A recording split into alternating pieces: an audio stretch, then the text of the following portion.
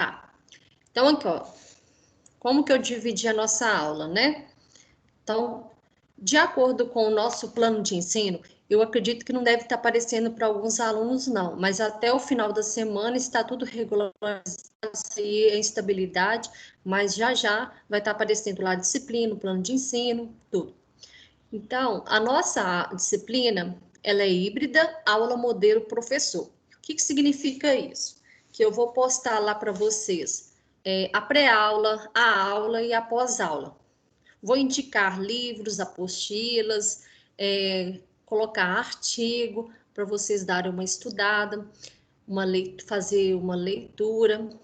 Então, ela não vai ter, né, um livro lá disponibilizado. O livro disponibilizado vai ser mesmo o que eu encaminhar ou pedir para vocês fazer um download. O que eu tiver, eu vou encaminhar também via AVA. E como que está, né, dividido nosso plano de ensino. Na unidade 1, gente, a gente vai ver um pouco sobre a química dos alimentos, né? Qual que é a importância de você entender essa parte química contida em cada alimento, seja ele, né, de origem vegetal ou de origem animal. Na seção 1.1, a gente vai falar um pouco sobre a água, sobre a importância dela.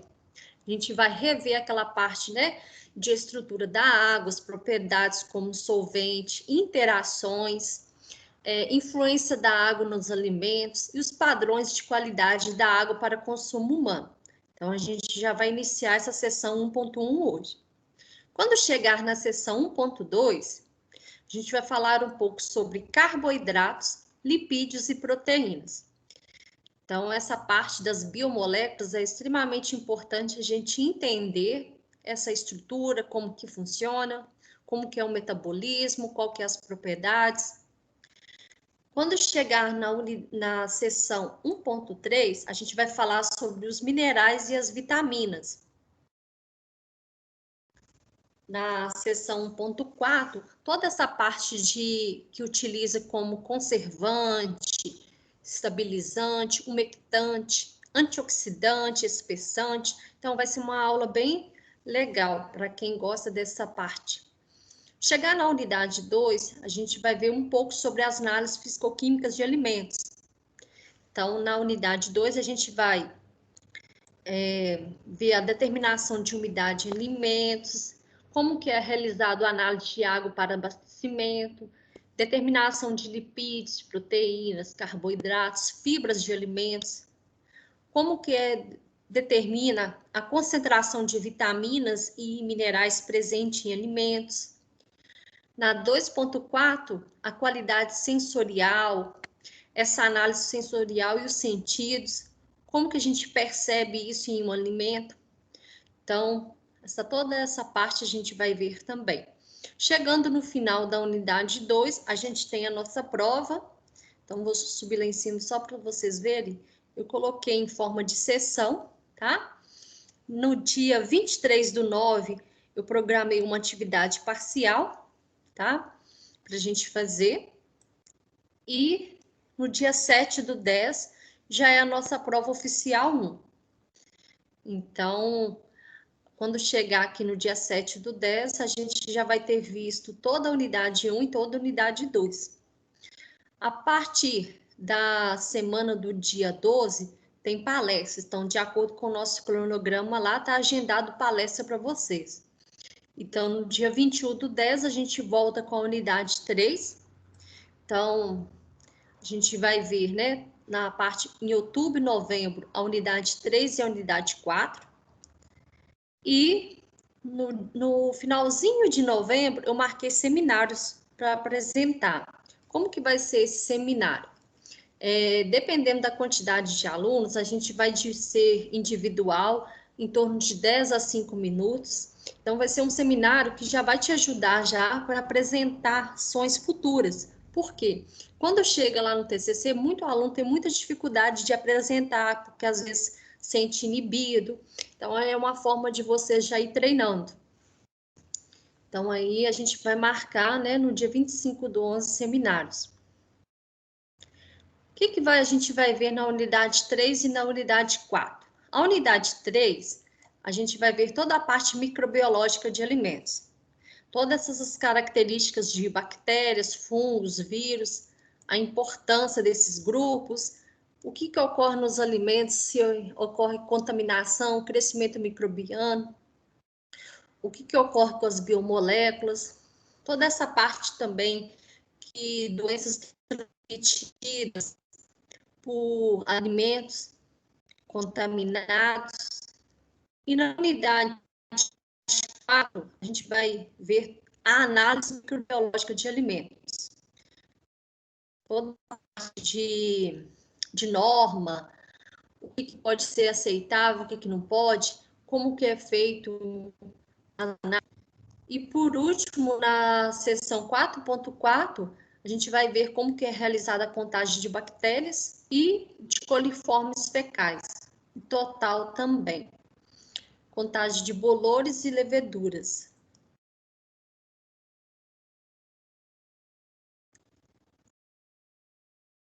Até aqui alguma pergunta?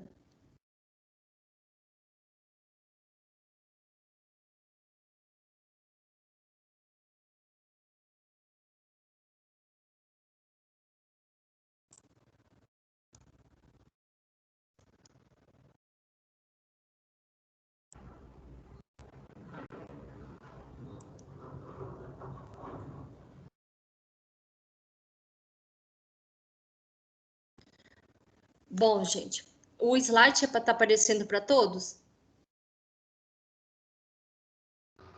Sim. Tá. Aí, qualquer coisa, se o slide não estiver passando, vocês podem me interromper, porque como eu estou em tela cheia, eu não sei se acontece alguma se cai a internet, então vocês me avisam, porque como a tela está cheia, em forma de apresentação, aí não dá para me saber. Aí, qualquer dúvida também, gente, no decorrer da apresentação, vocês podem me interromper, fazer perguntas, eu até acho bom também, para vocês poderem participar, tá? Então, aqui, ó, a nossa disciplina é a análise fisicoquímica e microbiológica de alimentos, tá? Só mesmo para alguns alunos que ainda não me conhecem, eu sou graduada em Química, eu tenho especialização em Gestão da Qualidade, meu mestrado é na área de Fisicoquímica e Macromoléculas de Colóides, atualmente estou fazendo doutorado em Química também.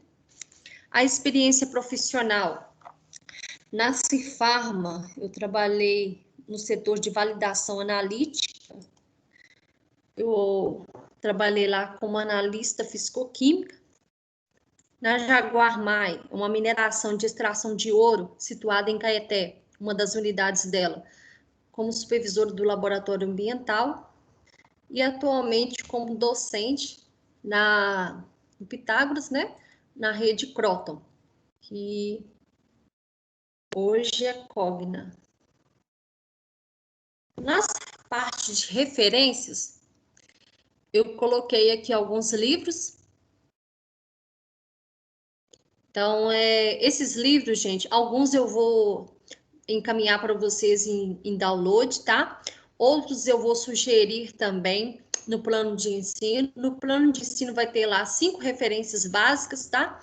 E outras referências também que vocês podem utilizar a biblioteca virtual, tá? Então, aqui coloquei alguns livros, são extremamente bons, didáticos, são fáceis de entender a leitura.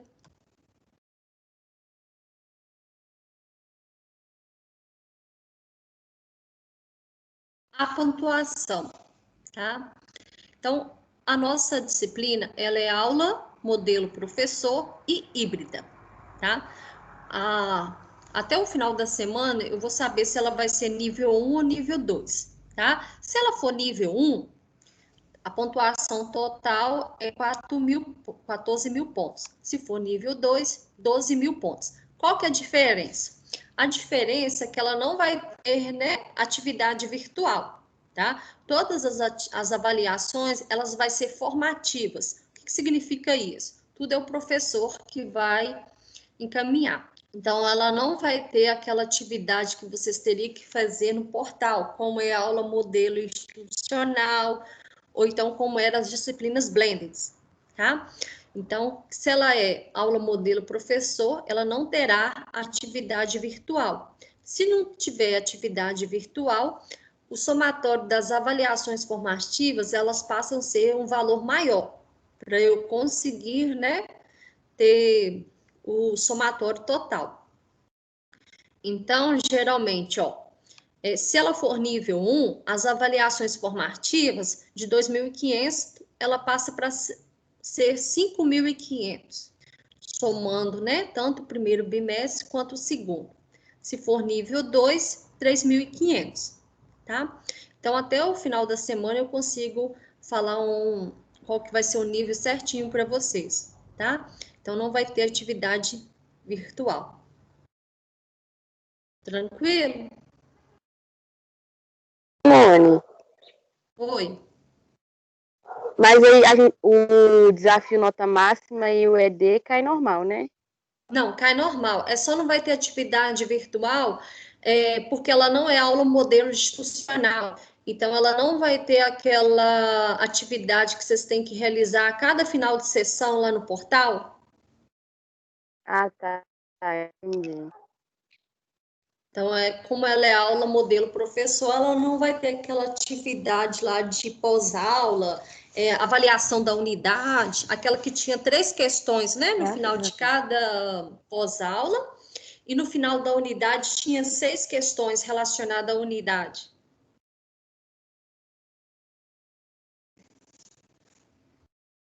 Então, aqui, ó, a unidade 1, a gente vai falar um pouco sobre a química dos alimentos. Na unidade 2, análise fisicoquímica de alimentos. A unidade 3, a parte microbiológica. E na unidade 4, as análises microbiológicas de alimentos. Então, primeiro, a gente vai falar um pouco da química e quais são as análises envolvidas. A parte microbiológica e quais são as análises microbiológicas realizadas nesses alimentos.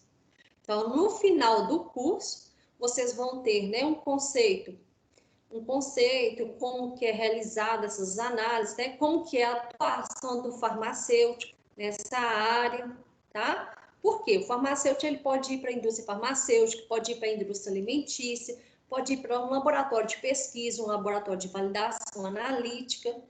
Então, aí fica a critério, né, onde que ele quer seguir, qual área que ele quer atuar. Nessa aula de hoje, a gente vai ver a nossa seção 1.1, tá? Então, toda essa unidade, essa seção que a gente vai ver hoje, está relacionada à água, tá? Qual que é a importância, né, da água. Então, quais que são os objetivos esperados, né, para o final dessa aula?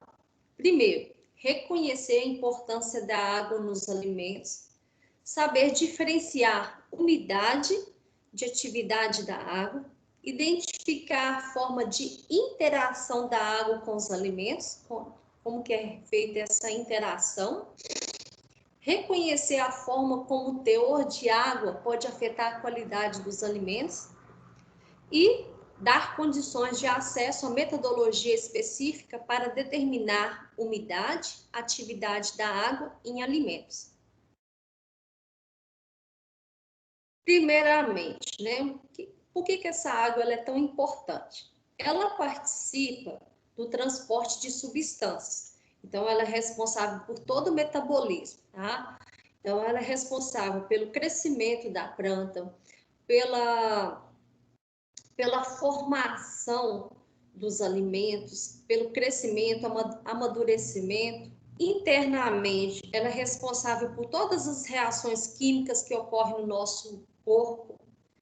Ela atua como regulador térmico, ela é uma substância mais abundante nos seres vivos, tá? Então, quais que são, né, as variações do teor de água nos seres vivos?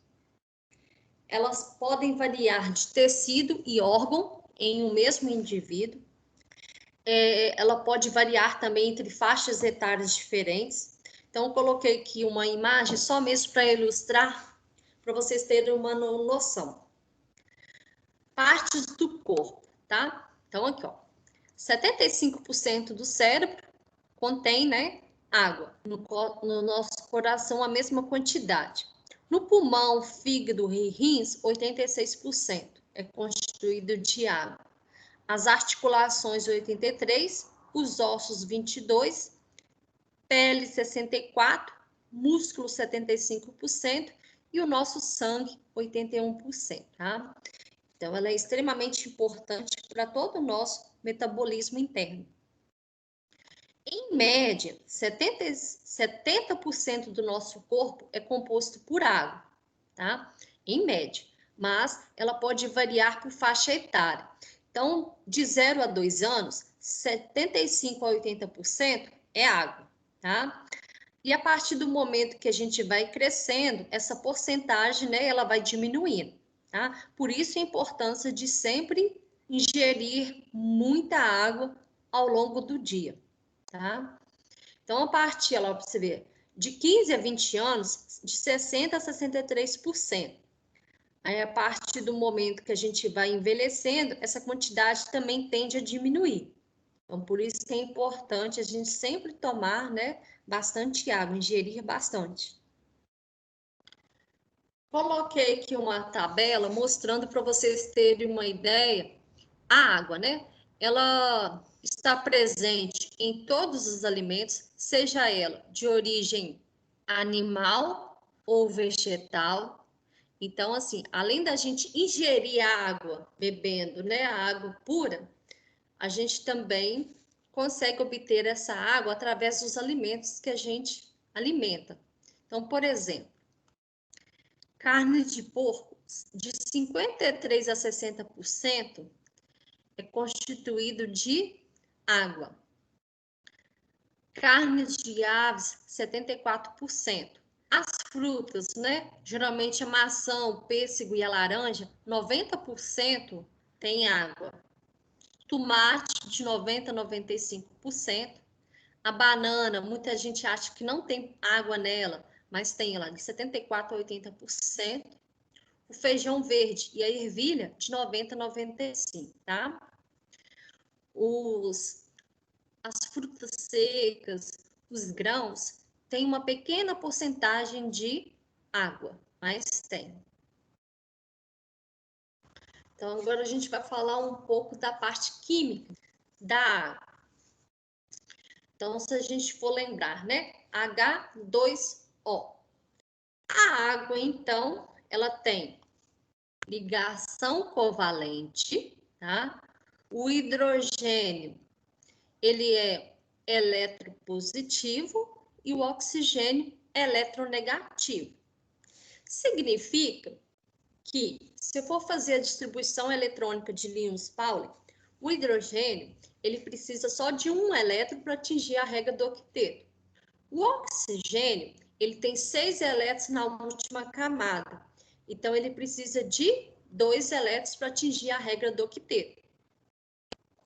Tanto o hidrogênio quanto o oxigênio está muito próximo de conseguir estabilidade eletrônica. Então, se eles estão bem próximos, há um compartilhamento de elétrons entre o hidrogênio e o oxigênio.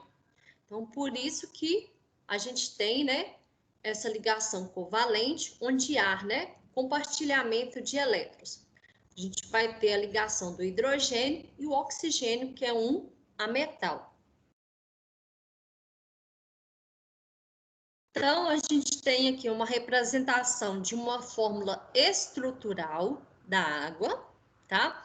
O oxigênio, ele é mais denso, tá? Ele possui massa atômica maior do que se comparado com o hidrogênio. Então, o hidrogênio, por ele ser a massa atômica dele ser menor, ele faz, né, com que ele fique em forma de dessa geometria angular, tá? Então, acaba que o oxigênio dele é mais pesado e o hidrogênio fica nesse sentido, como tivesse pendurado. Aqui a gente tem a fórmula estrutural, aqui a gente tem a fórmula molecular. Essa água, como que ela está no meio? Ela libera, né, íons H+, e íons OH-, tá? Então, a gente tem essa parte dos íons. Se a gente for relembrar, o número atômico dele é 1, então a distribuição eletrônica fica 1s1. Ele tem apenas, né, uma camada, então ele tem um elétron. Para ele atingir a regra do octeto e ganhar estabilidade eletrônica, ele tem que atingir 2 elétrons, a configuração eletrônica do gás nobre hélio. Então, aqui a gente vai representar esse 1 elétron na forma dessa bolinha, só mesmo para a gente entender o que vai ocorrer. O oxigênio, o número atômico dele é 8. Então, fazendo a distribuição eletrônica, 1s2, 2s2, 2p4, a gente vai ver que ele tem a camada K e a camada L. Sendo que essa última camada aqui, ó, ela tem 4, 5, 6. Ela tem 6 elétrons na última camada de valência. Então, se ele tem 6, ele precisa de 2 para ganhar estabilidade. Então, como ele tem 4, 5, 6 elétrons na última camada, a gente vai simbolizar aqui os elétrons por esses pontinhos. Então, que a gente vai ter 1, 2, 3, 4, 5, 6. Então, ele precisa de 2. Quando a gente mostra essa fórmula eletrônica, a gente dá para perceber que o hidrogênio, ao ligar ao oxigênio, ganha estabilidade. O oxigênio, ao ligar aos 2 hidrogênios, ele também vai ganhar estabilidade eletrônica. O hidrogênio adquire 2 e o oxigênio, se eu realizar o somatório aqui, eu vou ter 8. Tá? Então, aqui a gente tem uma representação de fórmula eletrônica. Lembrando que isso aqui é extremamente importante para o resto da vida. Ó. Aqui eu vou ter pares de elétrons não ligantes. Ó. Pares de elétrons não ligantes.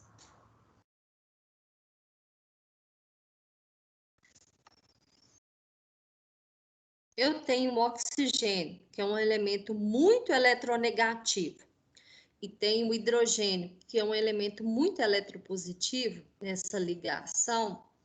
Acaba que eu vou ter uma geometria angular, tá?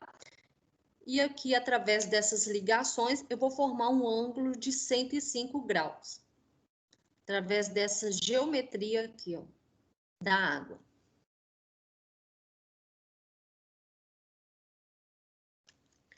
A molécula da água, ela é polar. Significa o quê?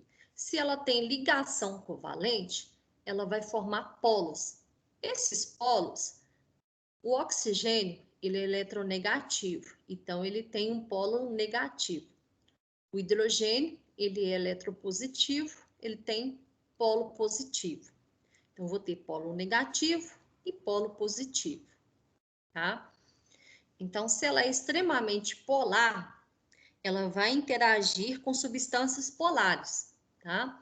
Então, a água, ela não consegue ter uma interação com compostos apolares.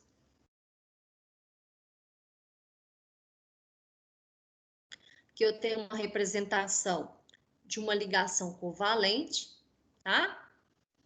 Tenho aqui o hidrogênio com polo positivo, o oxigênio vai ser minha bolinha vermelha, essa parte azul, esse tracinho azul aqui, ó, esse cubinho, tá representando a ligação covalente entre o oxigênio e o hidrogênio. Então, aqui está sendo representada a minha molécula, uma molécula de água. Então, se eu pegar a água, né, destilada, ou então a água que a gente toma mesmo no nosso dia a dia, tá? Dentro dessa garrafa está cheio de moléculas de água. Como que elas estão, né, interagindo entre si? Através de ligações de hidrogênio, tá? Como que é feita essa ligação de hidrogênio internamente, tá? Aqui ela está na forma líquida, então ela tem várias moléculas de água internamente, dentro desse frasco, ligadas por ligações de hidrogênio. Como que é feita essa ligação de hidrogênio? Tem várias moléculas de água. Cada molécula de água que está sendo representada as ligações covalentes. Então, aqui, ó. Essa bolinha branca é o hidrogênio. Ele tem polo positivo. Então, vai ter forças de interação com polo negativo, tá? Então, polo negativo com polo positivo. Então, acaba que tendo essa interação intermolecular entre as moléculas, tá? Essa interação intermolecular, ela se dá através dessa ponte de hidrogênio. Antigamente, a gente chamava bastante de ponte de hidrogênio, hoje a gente chama de ligação de hidrogênio, tá? Então, sempre vai ser a carga, o polo, né, positivo com polo negativo, ou vice-versa. Se eu tenho várias moléculas ligadas entre si, interagindo, acaba que, se eu pegar a estrutura, a geometria, né, da água, ela acaba formando esse tetraédrico, tá? Esse arranjo tetraédrico é formado, né, quando 4 moléculas de água, elas se juntam através dessas pontes de hidrogênio, tá? Formando essa estrutura. E se eu for verificar esse tetraédrico aqui, ó, se eu for pegar agora e traçar, né, pegar um lápis e traçar de fora a fora nele, revertindo ele externamente, eu vou ver que ele vai ser formado uma esfera, tá? Então, por isso que toda vez que a gente pega a água e deixa ela gotejar, ela cai, olha, em forma de esfera. Então, toda vez que essa água cai em forma de esfera, é porque no estado líquido, essas moléculas, elas interagem entre si através dessas pontes de hidrogênio, formando, assim, esse arranjo tetraédrico e que dá o formato de uma esfera, tá? Por isso que ela cai em formato de esfera, através da interação intermolecular, ligação de hidrogênio.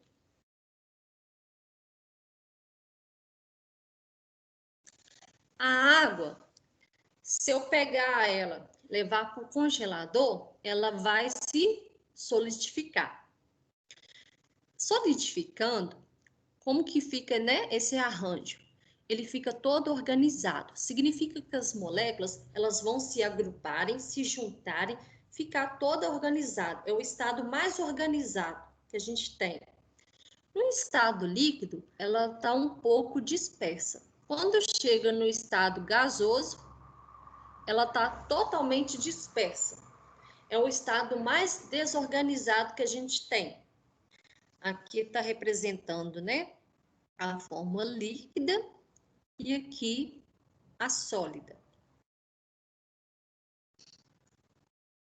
Então, quando a gente tem, né, essa estrutura da água, o formato dela esférico, depende dessas ligações de hidrogênio que forma esse aglomerado, né, em forma de uma esfera.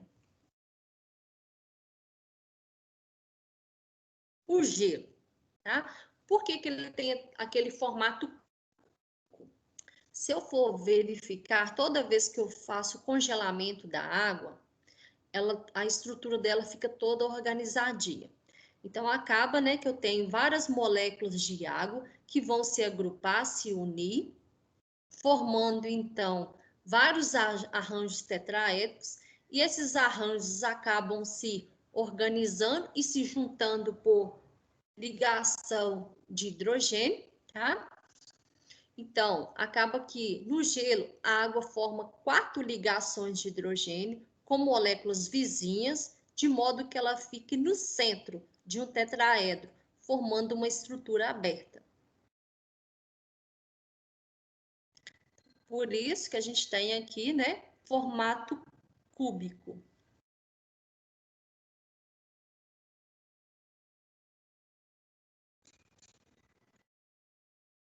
Outra propriedade extremamente importante da água é sua tensão superficial, tá?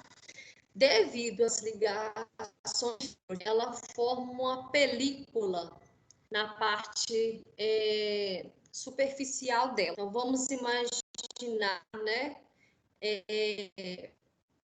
Uma água em um copo aberto, não está fechado, não. Então, acaba que as ligações de hidrogênio faz com que forme uma película extremamente fininha, que a gente não consegue ver ao nosso olho nu, tá? Então, se chegar um mosquito, qualquer inseto, e pousar nessa água, ele não vai afundar, tá? Ele vai conseguir até se movimentar nessa película formada. O que se deve a isso, tá? Se deve à tensão superficial. E que é isso? As moléculas de água próximas à superfície do recipiente, em lagos, em rios, estabelecem maior número de ligações de hidrogênio, criando uma forte tensão entre elas. Tá?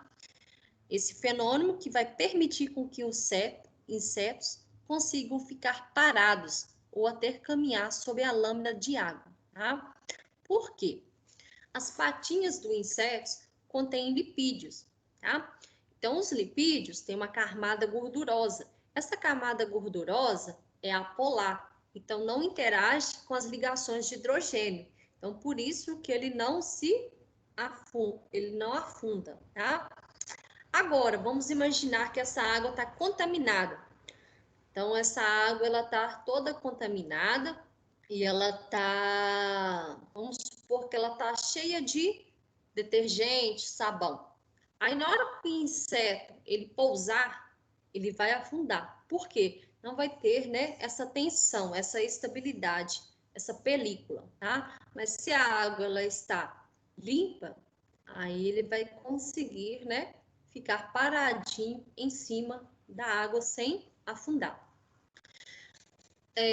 Um exemplo que vocês podem fazer em casa, gente, eu até ia fazer aqui agora com vocês, só que eu acho que a nossa câmera não vai dar para ver.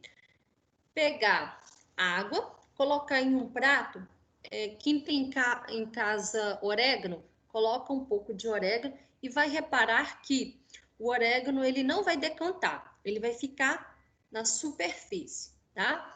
Agora, a partir do momento que você coloca detergente, você vai quebrar essa tensão. Então, você vai romper essas ligações de hidrogênio. Rompendo essas ligações de hidrogênio, o orégano acaba decantando, tá? Você quebra essa tensão existente na água. Se não tiver orégano em casa, vocês podem testar com purpurina, né? Aqueles brocalzinhos bem fininho, vocês conseguem ver o resultado no final, tá? Até que alguma pergunta, alguma dúvida?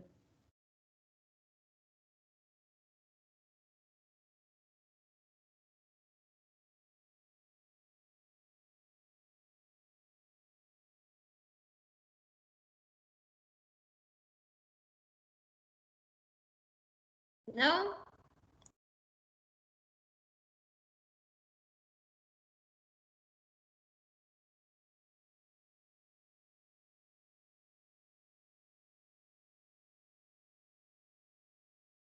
Não, tranquilo.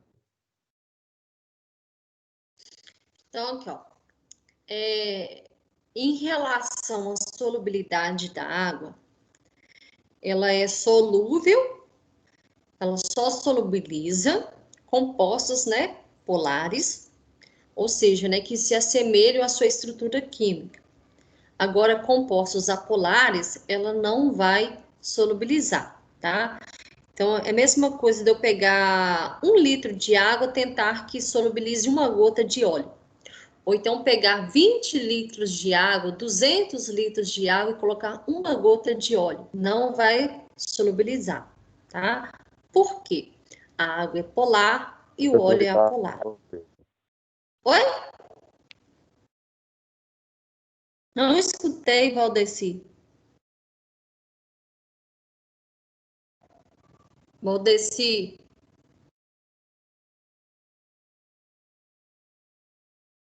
Pode continuar?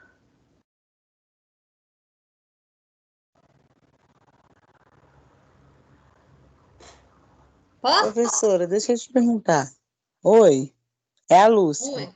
Deixa eu te perguntar, se em condições de temperatura, essa água pode misturar com óleo? Uma temperatura mais alta? Não, professora, foi. Não, tá tranquilo, ó. Pode continuar. Ah, tá. É Lúcia, né? Isso. Se você agitar, dá uma falsa impressão que misturou. Se você Hum, aumentar a temperatura, então te dá hum, uma falsa impressão que teve uma mistura. Isso uhum. acontece muito com as. Oi? Pode falar. Ah, tá. Isso acontece muito com as emoções, tá? Então, quando você entrar fazer a disciplina de emoção, né? A parte de cosmetologia, vocês vão ver nessa parte de cosmético que a gente sempre vai misturar, né? Água a, a um composto gorduroso. Então, quando forma emulsão, te dá aquela falsa impressão que misturou, que teve aquela mistura. Mas, na verdade, isso só ocorreu por causa da agitação e do aumento da temperatura. Significa que você forçou isso a acontecer. Mas, logo depois que chega a temperatura ambiente e que você espera decantar, aí vai formar, né? Vai aparecer novamente duas fases. A parte oleosa, né? E a parte aquosa.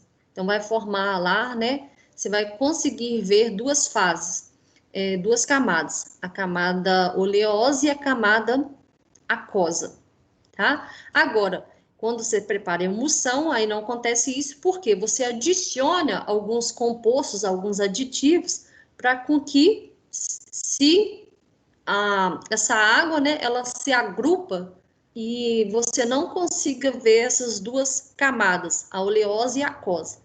Mas, se você só pegar a água pura e colocar óleo e aumentar a temperatura e misturar, aí você vai ter uma falsa impressão instantaneamente que vai misturar. Agora, quando você espera decantar, vai formar as duas camadas, tanto a parte oleosa como a parte aquosa. Quando a gente se refere, te respondeu a pergunta ou não? Conseguiu entender? Sim, consegui. Obrigada, viu? De nada. Então, aqui, ó, hidro vem de água, tá? Então, hidrofílica são substâncias solúveis em água. Hidro vem de água e fóbica é fobia, medo. Então, não interage com a água, é insolúvel. Então, toda vez que a gente vê esses dois termos, aí a parte hidrofóbica são substâncias insolúveis, então geralmente são apolares, tá? E a hidrofílica são substâncias polares.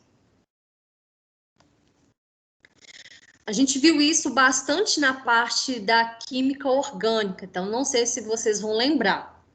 As reações de hidrólise é quebra em presença de água. Então você tem uma reação que tem que ter a presença de água para ocorrer essa quebra da estrutura de um determinado composto, tá? Então a água ela tá ali apenas para ajudar a quebrar um determinado composto. Agora, quando a gente fala reações de síntese por desidratação, significa que vai formar um novo produto e que a partir do momento que vai formar esse novo produto, vai liberar também na forma de produto água. Significa o quê? Que eu vou ter lá no meu produto uma molécula de água ou várias moléculas de água, vai depender dos reagentes. Então, reações de síntese por desidratação, sempre o produto vai ter uma água, tá? União com perda de água. A água, ela é utilizada como solvente universal. Ela é utilizada para preparar soluções, utilizada para lavagem, para formulações, para extração, ela é utilizada praticamente para tudo, por causa da sua estrutura química, tá? Ela não tem odor, não tem gosto, então por isso que ela é utilizada em bastante formulações, tá? Tanto farmacêuticas, alimentícias, químicas, tá?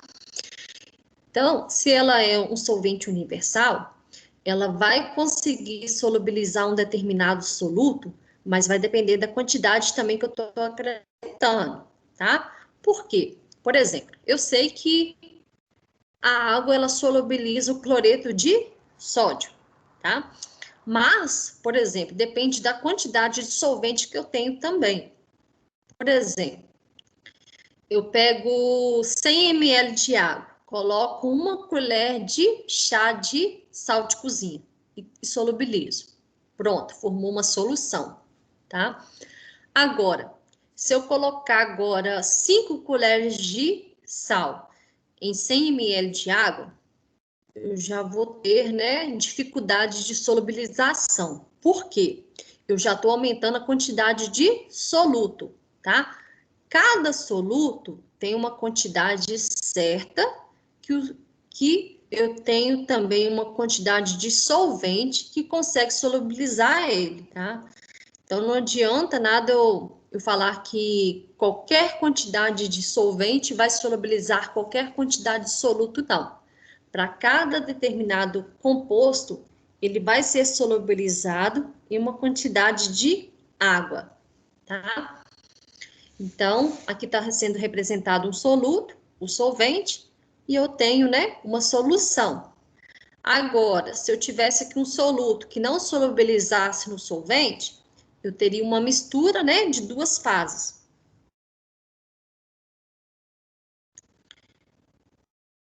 A água, se ela é utilizada como solvente, o que que ocorre, né? Vamos imaginar o cloreto de sódio. Aqui está a molécula da água. A bolinha branquinha é o hidrogênio e a vermelha é o oxigênio.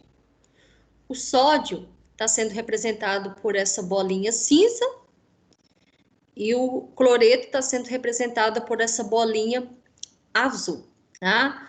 Então, como ele é mais denso, a bolinha é maior, tá? A massa atômica dele é maior.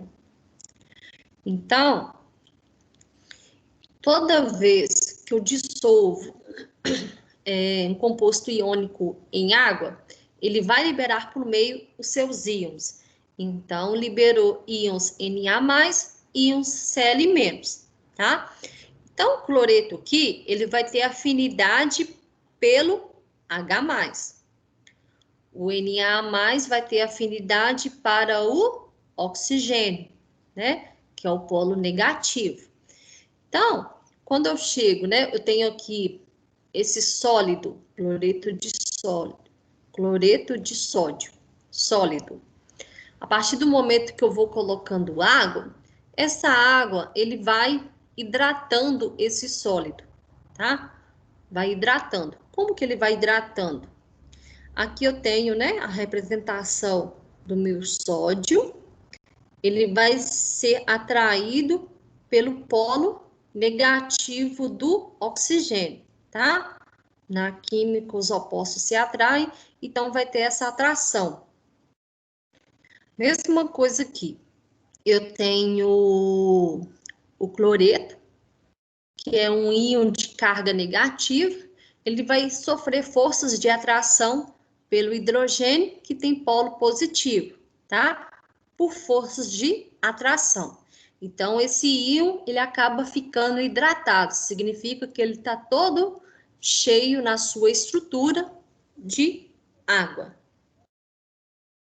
Então, a gente tem aqui, né, uma representação mais visível, o sódio, né, sendo atraído por forças de atração pelo polo negativo do oxigênio, e o cloreto, como ele é um íon de carga negativa, sofrendo atração pelos polos positivos do hidrogênio, tá? Então, que mostra, né, o íon cloreto hidratado e o íon sódio hidratado, tá? O que é, né? Qual é a diferença de solvatação por hidratação? Solvatação é um fenômeno que ocorre quando um composto iônico ou polar se dissolve em uma substância polar sem formar uma nova substância, tá? Então, toda vez que eu pego qualquer sal, solubilizo ele em água, mas não forma nenhum outro produto, só está mesmo só solubilizando, ou seja, liberando seus íons para o meio, aí eu vou ter uma solvatação, tá? E se esse solvente que está sendo utilizado é a água, a gente chama de hidratação, tá? Se o solvente que está sendo utilizado é a água, a gente chama de hidratação.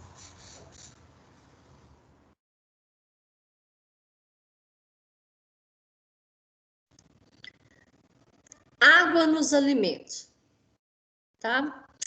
A gente tem dois tipos de água no alimento. A água livre e a água ligada. Mas como que é isso, Simone? Qual que é a diferença, né, da água livre e da água, né, ligada? Alguém saberia me falar?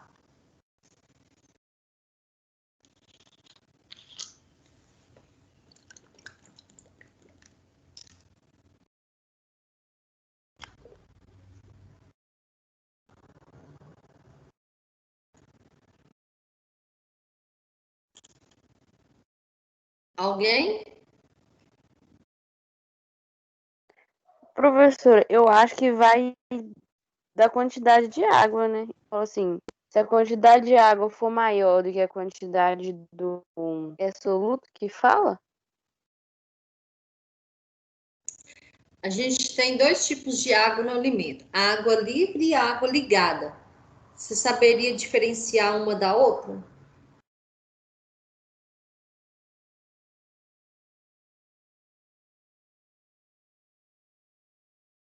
Professora, Oi. a água livre é a água que não tá passando de nenhuma, não fazendo ligação química, nenhuma reação, nenhuma ligação, e a ligada, ela está se ligando a outros átomos, a outras moléculas? Isso mesmo. Então, quando a gente tem, né? A gente tem no alimento mesmo, vamos imaginar um tomate, tá? A gente tem ali o tomate. A gente vai ter a água livre dentro dele e a água, né, ligada, tá? Então, assim, quando a gente corta um tomate, a gente já repara, né, que sai que é tanto de água, tá? Então, aquilo ali é uma água livre. Se ela fosse ligada, significaria que ela estaria ligada quimicamente a um composto, a uma estrutura, uma biomolécula, tá? Então, quando a gente tem aqui uma representação, só mesmo para vocês entenderem. Aqui o de azulzinho, tá parecendo até um rostinho, né? É a água ligada quimicamente. Significa que ela está ligada diretamente a um composto, a uma molécula no alimento, tá? Então, ela está fortemente ligada. Então, geralmente, né, essa água ligada quimicamente, ela está ligada diretamente à matriz da molécula. Pode ser a uma proteína, a um carboidrato, algum mineral, e ela não está disponível para crescimento microbiano e nem para reações químicas. Por quê?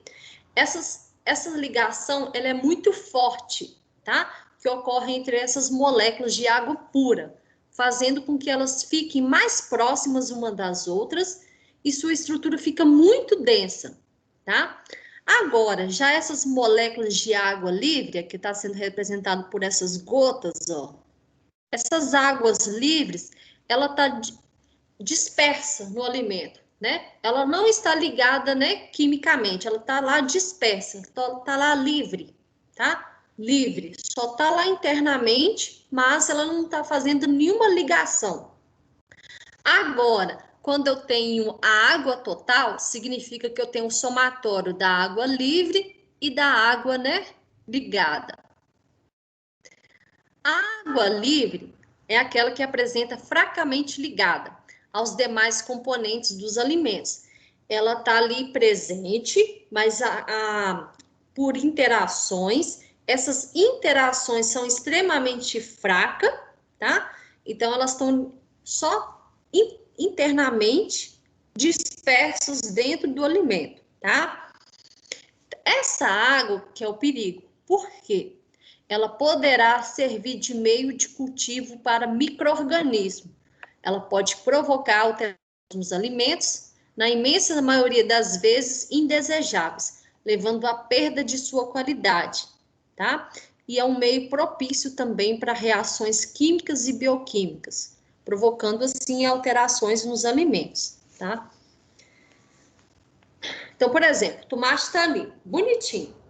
Se eu cortar ele e deixar ele um dia inteiro, e principalmente em dias quentes, a temperatura, a umidade do ar já vai começar, né, atacar aquela água ali livre e ele já vai começar a sofrer, né, deteriorização, tá? Agora, se essa água estivesse ligada em alguma biomolécula, alguma molécula presente naquele tomate, como ela está ligada fortemente, iria demorar mais tempo, né, para sofrer deteriorização.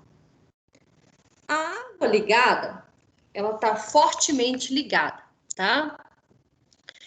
Então, ela vai formar as primeiras camadas de hidratação das moléculas. Por ela estar ligada intimamente ao alimento, ela não serve como meio de cultivo para micro-organismo.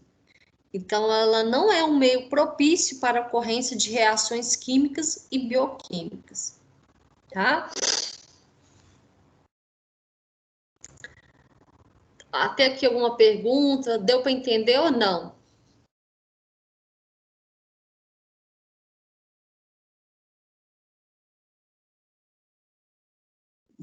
Posso fazer outra pergunta? Pode. Aqui, deixa eu te falar, quando faz aquele ressecamento do alimento, o que que acontece com essa água livre e com essa água ligada? Aí depende da temperatura que você está utilizando. Geralmente, quando é água livre, ela vai perder, né? Ela vai ser evaporada, tá? Agora, se você está utilizando uma temperatura adequada, essa água livre vai ser toda evaporada. Agora, se você aumentar a temperatura e aumentar também o tempo de exposição, aí pode ocorrer que você faz com que essa água que está ligada, ela consiga ser também, né, quebrada a estrutura e evaporar também. Então, vai depender da temperatura que você está utilizando. Tá bom, respondeu minha pergunta. Então, aqui, ó, essa água livre, ela tá, né? Ela encontra naqueles espaços nos poros dos alimentos, tá? Como que ela é mantida, né, internamente? Por forças de absorção, tá? Essas forças de absorção, ela tem, né, pouca intensidade, tá? Então, esse tipo de água, ele apresenta grande mobilidade e pode ser facilmente retirada durante um processo de secagem, tá? Suas moléculas não estão ligadas a nenhum componente do alimento. Então, podem ser usados para o crescimento microbiano e também para qualquer tipo de reação química ou bioquímica, tá?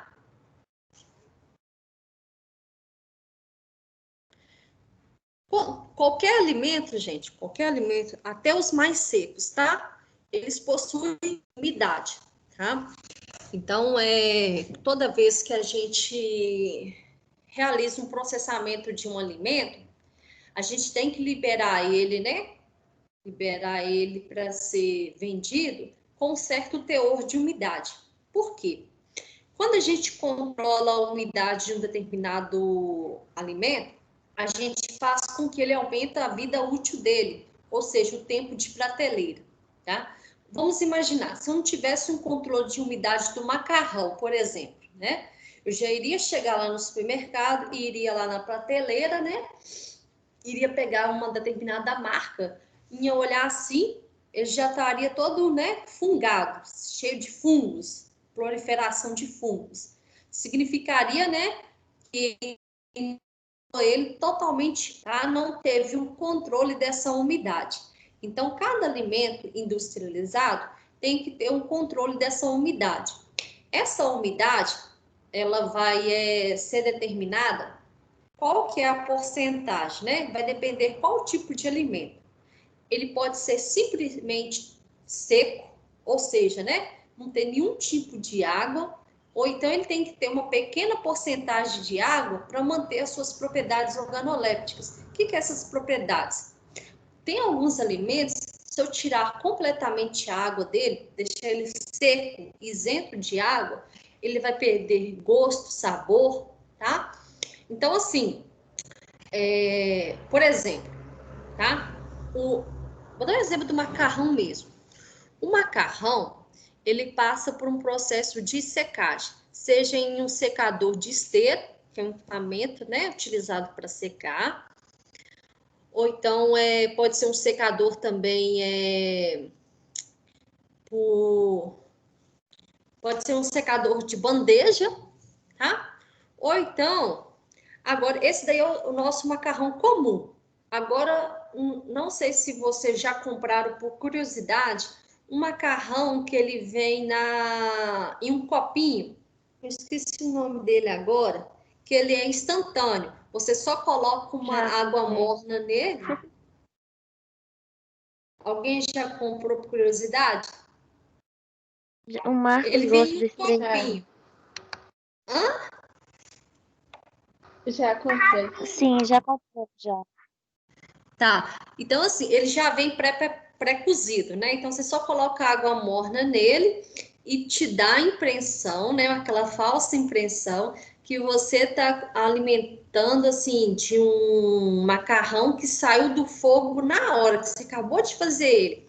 Às vezes vem com pedaços de carne, pedaços de tomate, eles são reconstituídos. À medida que você coloca a água quente, ele já começa, né, a aumentar o volume e já recompõe.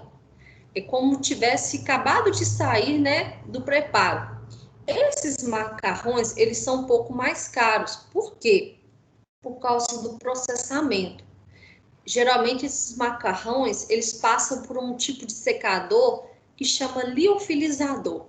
Esse liofilizador, ele consegue manter as propriedades organolépticas, sabor, odor, tá? Ele consegue manter mais próximo do natural, tá? Então, por isso que eles tornam mais caros. Igual aquele café descafeinado, que chamam, os poros deles são extremamente, né?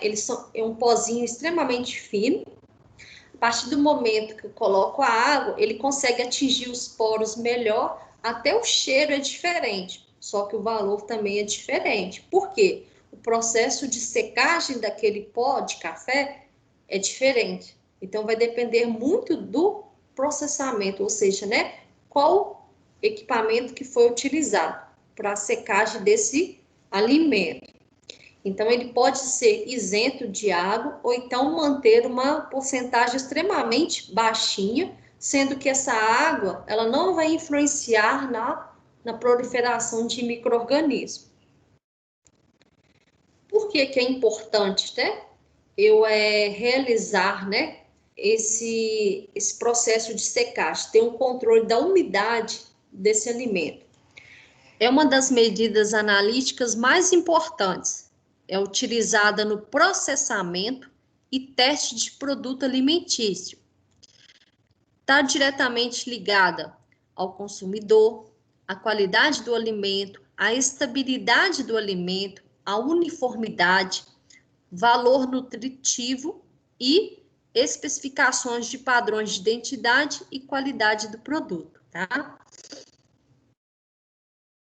O teor de umidade, gente, ele está diretamente ligado àquela taxa de secagem, tá? Até onde vai realizar, né, a retirada de água presente nesse alimento. Aqui eu coloquei uma figura ilustrando isso. Aqui em A gente tem um alimento, tá? essa água está presente na parte exterior, ou seja, na superfície do alimento. Ela pode estar tanto na superfície quanto também, né, internamente. Como que realiza o processo de secagem? Geralmente, eu utilizo ar seco e quente, tá? Eu aqueço o ar e ele tá seco. O que é seco? Isento de água, tá? Então, à medida que eu vou pegar esse alimento, fazer com que entre nele um jato de ar seco e quente, o que ele vai fazer? Ele vai conseguir ir secando esse alimento, retirando aquela umidade presente. Essa umidade são compostos voláteis e também água, tá? Que está presente nesse alimento. Então, a partir do momento que eu coloco um ar seco e quente no alimento, ele consegue absorver essa água, tá? Ele consegue absorver, tá? Absorvendo essa água, vai chegar uma hora que o ar, ele vai estar frio, tá? Vai estar frio e vai estar também úmido. Significa que ele já conseguiu retirar, né, grande parte daquela água contida naquele alimento. Quando ele estiver frio e úmido, significa que ele já está saturado, tá? Ele já conseguiu retirar toda a água daquele alimento. Então, ele tem que ser retirado do processo. Como que ele é retirado do processo? Através de exaustão, tá? O ar, ele é mais leve, então ele consegue carregar consigo, né, a água contida nesse alimento. Por quê? Eu aumentei a temperatura, eu consegui, né, fazer com que essa água, ela passe do estado líquido, por exemplo, para o estado vapor. Esse ar, né, que até então ele estava, né, seco, ele se torna úmido, tá? Ou seja, né, cheio de água. Ele é retirado do processo e no final eu tenho um alimento, né, desidratado, tá? Livre de água ou com uma porcentagem bem baixinha de água, tá? É isso que funciona no processo de secagem do alimento. É só uma maneira mesmo de ilustrar.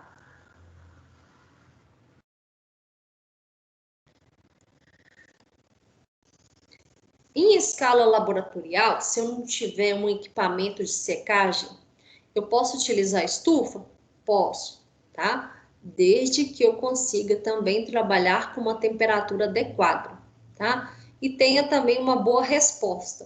O que é essa boa resposta, né? Eu tenho uma constância nos meus resultados, tá? Chega um momento que eu tenho uma estabilidade. Quando a gente determina a umidade de um alimento, aqui tem uma fórmula matemática, tá? Umidade, ela é em porcentagem massa por massa, significa que eu tenho, vou imaginar, 1 grama para cada 100 gramas, né? Então, eu tenho que o PI é o meu peso inicial, menos o meu peso final, dividido pelo peso inicial, multiplicado por 100, porque eu quero em porcentagem. Então, se eu quero em porcentagem, eu tenho que multiplicar por 100, tá? Aqui é uma estufa, tá? Eu posso realizar o processo de secagem em estufa. Quando eu utilizo a estufa, eu estou utilizando o método perda por dessecação, tá? Essa estufa, geralmente, ela vai até 250, 300 graus Celsius, tá? Eu tenho que saber qual temperatura utilizar e o tempo também. Tem que deixar o quê? 30 minutos? 1 hora? Qual temperatura adequada que vai fazer com que, né, toda a umidade presente naquele alimento seja retirada sem queimar ele, tá? Sem queimar ele também. Porque se queimar ele, ele vai ter quebra na sua estrutura, ou seja, né, ele vai ter perda das suas propriedades. Então, tem que ter todo esse controle, né, de temperatura e tempo de exposição também. Aí eu coloquei aqui um exemplo só mesmo para entender, tá? Um analista físico-químico de um laboratório quer determinar a umidade presente em biscoitos através do método de perda por dessecação. Ele está utilizando a estufa a 105 graus Celsius. Ele vai fazer o teste em triplicado, tá? Sempre é bom, gente, utilizar triplicado. É uma forma de você ter de avaliar, né, as suas 3 leituras e depois fazer a média e o desvio padrão, tá? Para acompanhar o comportamento dessa triplicata, tá? Você ter um resultado mais preciso, mais exato. Então, ele pulverizou esse biscoito. Concorda comigo que se eu utilizar o biscoito normal, sem macerar ele, sem transformar ele em pó, eu não vou ter uma melhor superfície de contato. Por quê? A secagem, ela pode ocorrer só superficialmente. Às vezes, ela não consegue atingir a parte interna daquele biscoito. Agora, quando eu transformo ele em pó, eu vou fazer o processo de pulverização dele, utilizando, né, um grau e um pistilo.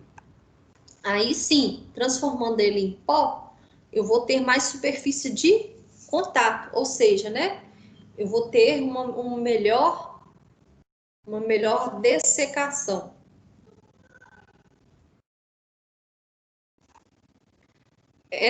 Aí eu coloquei aqui uma tabela, né, imaginando que a gente fez essa secagem. Coloquei aqui, ó, a triplicata, amostra 1, amostra 2. Então, esse pó, ele foi pesado em uma cápsula vazia, tá? Mas antes de eu iniciar o processo de secagem, eu peguei uma cápsula vazia, realizei a pesagem dela, tá? Depois eu peguei essa mesma cápsula, pesei para 3 amostras, 3 cápsulas diferentes. Peguei essa cápsula. Oi.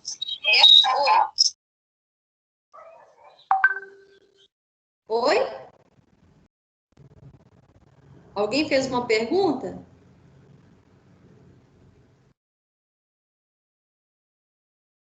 Simone, Pronto. Oi. professora, a tabela não está aparecendo? Não está aparecendo? Não.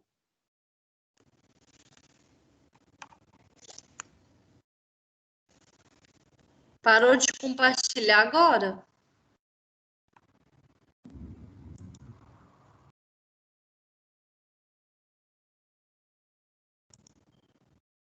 Olha se apareceu. Apareceu. Estava aparecendo os outros slides antes?